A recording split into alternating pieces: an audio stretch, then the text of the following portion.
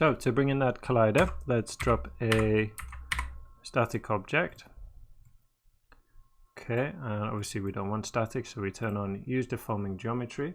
And for the collisions, we're going to be using solid defaults, which in terms of vellum will be surface collisions, right? So you can leave it on that, but just to be sure, we'll leave it on surface collisions. Merge this in with our ground plane, okay, and yeah, to bring it in, so we need to come up to the SOC path, okay, and we'll use a little expression here. You can either just go ahead and find, we haven't made a null, but we can use this expression here. So I'm using 2 backticks because we're writing some code here, okay, so that it can evaluate correctly. So I'm going to type up input path is my expression, okay, and so that's going to look for the input for this will be the one of these inputs, but well, obviously not on the vellum solver, and this doesn't have any inputs, so I have to tell it which inputs, right? So if I put // okay, it means to go out of this context, and when we go out of this context, we come here to the dot network, and now we do have inputs, and we want to say use the third input here, okay? So we need to, well, in this case it's input number 2 because the first one is 0, so it goes 0 1 2, which is the third input, which is a bit confusing, but there we are.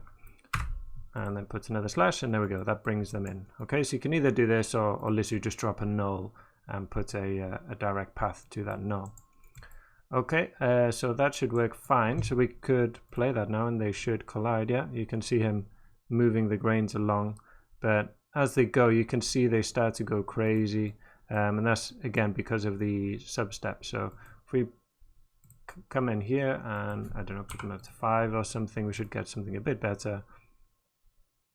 You can see they're not kind of jumping around all over the place now.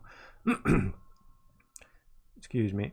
What I'm also going to do is if we come in here into the advanced tab and then look at the grains collision here, okay, we've got a few different attribute variables that you can change in here, but the one that's very important for us is this attraction weight, okay, and that's how much the grains will try to stick together. And basically you can think of it as kind of like clumping. How much clumping do you want? How much do you want it to be like dry dust or sand or soil, or do you want it to be like wet and clumpy and sticking together? So we could just do a quick test, maybe push this to 1 or I don't know, we'll push it really high and see if we can see the effect of that. You can see it's all coming together now. I've probably got it too high, that's why it's jumping all over the place. Just try 2. So you can see it's trying to stay together. Look at the foot there. You can see it's clumping and holding together. And you get these kind of weird formations. Okay, so we're playing with this value to we'll dial in our look there. Cool. Okay, so we'll have a go at playing with that in the next video.